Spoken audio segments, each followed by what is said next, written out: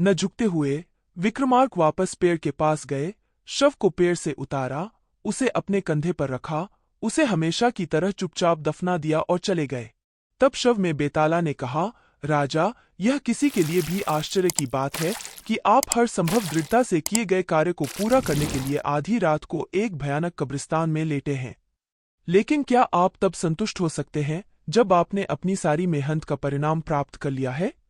या स्वर्णपुरी की राजकुमारी की तरह उसने जो हासिल किया है उसे मूर्खतापूर्ण और अनुचित तरीके से जाने देगी?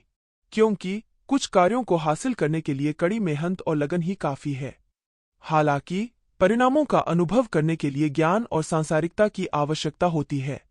इसके उदाहरण के रूप में स्वर्णपुरी की राजकुमारी की कहानी सुनाऊंगा, बिना प्रयास के सुनो। उन्होंने आगे कहा, एक समय की बात है, पूर्वी समुद्र तट के पहाड़ी इलाके लगातार बारिश और तूफानी हवाओं से तबाह हो गए थे। उस समय ढही हुई पहाड़ियों में से एक में सबसे प्राचीन शिव मंदिरों में से एक का पता चला था। यह खबर उस क्षेत्र पर शासन करने वाले स्वर्णपुरी राजा सुरवर्मा को पता चली। सुरवर्मा की पुत्री सुलक्षणा शिव की बहुत बड़ी भक्त थी। वह पिता के साथ, पिता, हम भाग्यशाली हैं कि वह प्राचीन शिव मंदिर, जो तूफान की भेंट चढ़ गया था, हमारी राजधानी के बहुत करीब है। अपनी देखरेख में 4 से 5 महीने में वहां भगवान शिव का एक भव्य मंदिर का पुनर्निर्माण करूंगा, अमितानंदंगा ने कहा। सुरवर्मा ने अपनी सहमति दे दी। एक शुभ मुहूर्त शिव मंदिर जीर्णोद्धार कार्यक्रम शुरू हुआ। सुलक्षणा ने दिन का अधिकांश समय उस पहाड़ी पर कारीगरों और मूर्तिकारों को निर्देश देने में बिताया। एक दिन दोपहर को आराम करते समय उसे दूर से सबसे सुंदर धुन सुनाई दी। हर कोई अपने काम में व्यस्त है। वह गाने की ओर चल पड़ी। कुछ भेड़ें चरागाह में चर रही थीं। एक बूढ़ा आदमी एक पेड़ के नीचे आंखें बंद करके बैठा हुआ मुरली बजा रहा था। सुलक्षणा उसकी सुंदरता देखकर आश्चर्यचकित रह गई। गाना खत्म करने के बाद युवक ने आंखें खोलीं और सुलक्षणा को सामने खड़ा देखकर चौंक गया। वह थोड़ा मुस्कुराई और बोली, एक राजकुमारी हूं। मुझे आपका भित्ति गीत पसंद आया। आपका क्या नाम है?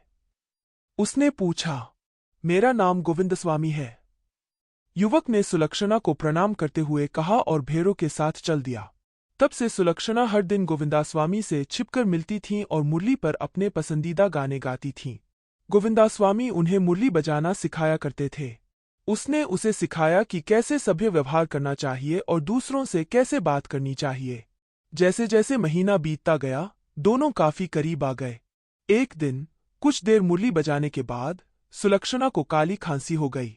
यह देखकर गोविंदस्वामी ने उससे कहा, यहाँ पास में एक आंटी है जिन्हें मैं बचपन से जानता हूँ। उसकी झोपड़ी के पीछे के कुएं का पानी नारियल के पानी जितना मीठा है, उसने कहा और सुलक्षणा को पहाड़ी के मोड़ पर रास्ते के किनारे दादी की झोपड़ी में ले गया। हरे भरे पेड़ों और फूलों से घिरा घर देखकर सुलक्षणा आश्चर्यचकित रह गई। कदमों की आवाज सुनकर दादी झोपड़ी से बाहर आईं और सुलक्षणा को देखकर बोलीं, तुम कौन हो? मत सोचो, मैंने बहुत समय पहले माँ गोविंदू की सुंदरता देखी है, उन्होंने हार्दिक मुस्कान के साथ कहा। यह सुनकर सुलक्षणा लज्जित हो गई। जैसा कि गोविंदस्वामी ने कहा, अव्वा झोपड़ी में गया, पानी का एक बर्तन लाया और सुलक्षणा को दिया। सुलक्षणा ने पानी पिया और उनसे कहा, आपकी झोपड़ी के सामने मीठे फूलों की सुगंध जो मैंने कभी नहीं महसूस की, दादी। मैं यहाँ बहुत सहज हूँ, उसने कहा। यह फूलों की खुशबू है। इतना कहकर माँ ने नीचे गिरे हुए फूलों को उठाया और माला को उठाकर सुलक्षणा के मस्तक पर बड़े आनंद से मल दिया। तब गोविंदास्वामी उसके पीछे पीछे पहाड़ी के मोड़ तक गए, वहां उतरे और भेड़ों को भगाया। सुलक्षणा ने फैसला किया कि अगर उस दिन उसकी शादी होगी तो वह गोविंदास्वामी से शादी करेगी। शाम को राजा सुरवर्मा उनके मंदिर में आए और बोले, माँ, उदयगिरी के राजकुमार मणिदत्त ने आपसे विवाह करने के लिए एक उपहार भेजा है। यह देखा जाना बाकी है कि क्या वह हर तरह से उपयुक्त है। इसलिए मैंने 2 दिन हमारे मेहमान बनकर रहने का निमंत्रण भेज दिया। वह कल शाम को शहर आएंगे, उन्होंने कहा। उस समय सुलक्षणा में अपने पिता से गोविंदास्वामी का जिक्र करने की हिम्मत नहीं थी। अगली दोपहर सुलक्षणा ने गोविंदास्वामी को मामला बताया और कहा, मैं उस राजकुमार मणिदत्तु को खुश करूंगी। अगर उसने जल्दबाजी करके उसे अपनी बात बता दी तो उससे पीछे नहीं हटना होगा। उसने उदास होकर कहा, आइए आपसे सलाह मांगते हैं, पाड़ा। गोविंदस्वामी ने कहा, दोनों अवागुड़े से गए। सुलक्षणा ने अब्बा को आप बीती सुनाते हुए कहा, मेरे पिता मेरी इच्छा से इनकार नहीं करेंगे। मुझे विश्वास है कि गोविंदास्वामी मेरे पिता की हर तरह से मदद करेंगे।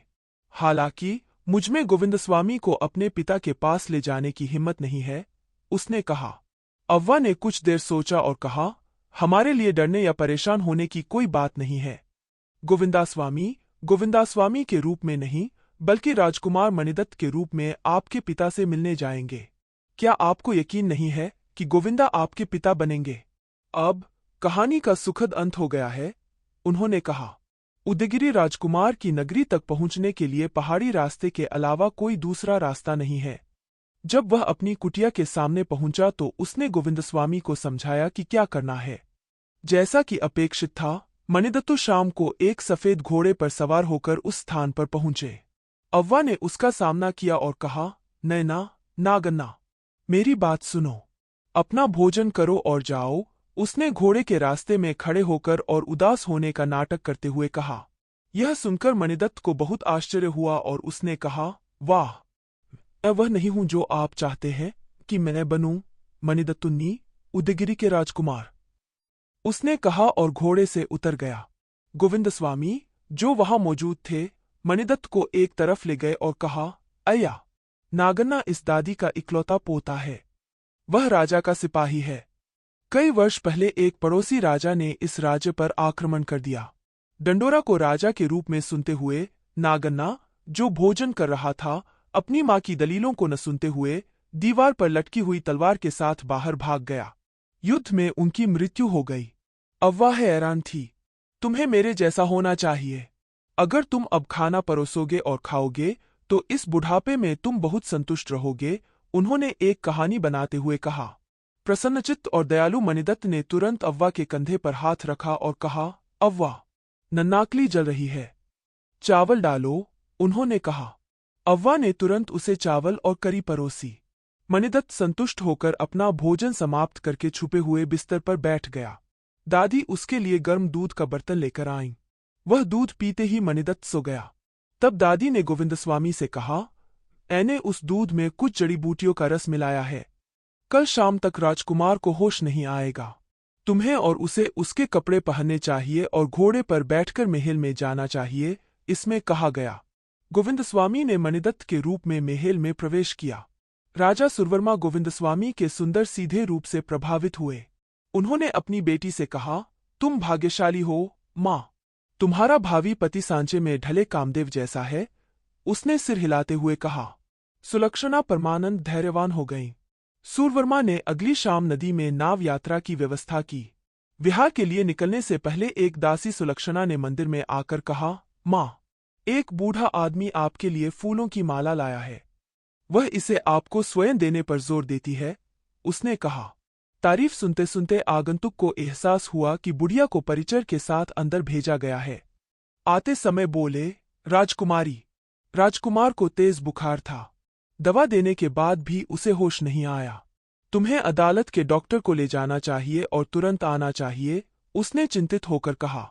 उन्होंने अपनी पत्नी को भेजा और सुलक्षणा पार्क में टहलते हुए गोविंदस्वामी से मिले और कहा, मैं नाव यात्रा के लिए नहीं आऊंगा। मैं डॉक्टर के साथ अपनी दादी के घर जा रही हूं, उसने कहा। यह आश्चर्य की बात है कि आप उस राजकुमार से झगड़ते हैं जिसे तेज बुखार है और वह होश में नहीं है। वैसे भी यदि आप क्रूज के लिए नहीं आते तो अच्छा होता, गोविंदस्वामी ने उदास होकर कहा। सुलक्षणा चुपचाप वहां से चली गई और वैद्य को साथ लेकर दादी की झोपड़ी में चली गई। डॉक्टर ने बेहोश मणिदत्त के माथे पर कुछ मरहम लगाया और कहा, रोगी को 1-2 घंटे में होश आ जाएगा, डरने की कोई बात नहीं है। फिर इन 2 गोलियों को निगल जाओ, उसने सुलक्षणा से कहा।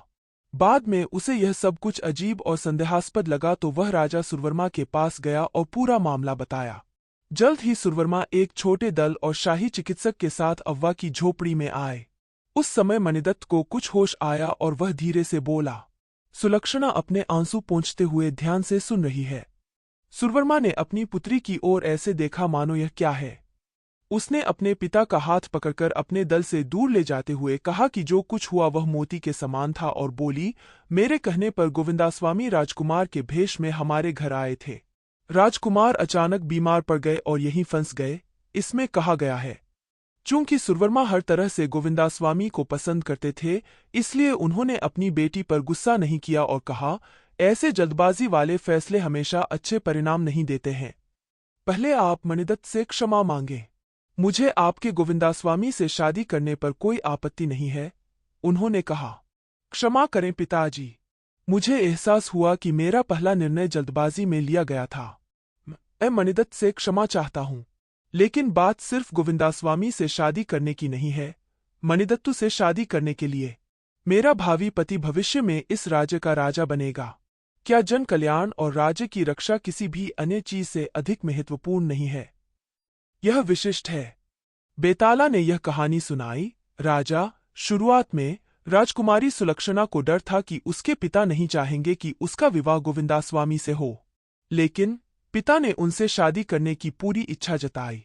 हालांकि क्या उनके लिए गोविंदास्वामी को अस्वीकार करना और मणिदत्तु से शादी करना मूर्खतापूर्ण और अनुचित नहीं है? यदि आप इन संदेहों का उत्तर जानते हैं और नहीं बताते हैं, तो आपका सिर फट जाएगा, उन्होंने कहा। विक्रमार्क ने कहा, गोविंदास्वामी आत्मकेंद्रित और स्वार्थी हैं।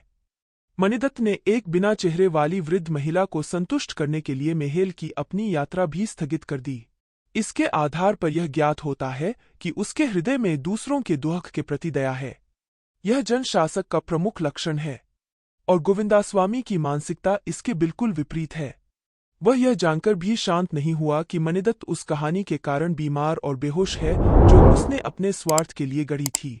इसके अलावा राजकुमारी ने सुलक्षणा को नाव यात्रा पर अपने साथ चलने के लिए कहा। सुलक्षणा को एहसास होता है कि अगर ऐसा स्वार्थी, दयालु और खुशमिजाज व्यक्ति उसका पति बन जाए और फिर देश का राजा बन जाए तो लोगों को कितनी परेशानी होगी। इसलिए उसने गोविंदास्वामी को अस्वीकार कर दिया और मणिदत्तु से शादी कर ली। यह एक बहुत ही बुद्धिमानीपूर्ण स्थितिजन्य निर्णय है, उन्होंने कहा। जब राजा इस प्रकार चुप हो गया, तो बेताला शव के साथ गायब हो गया और जंगल में लौट आया। काल्पनिक स्रोत माचराजू कामेश्वर राव द्वारा।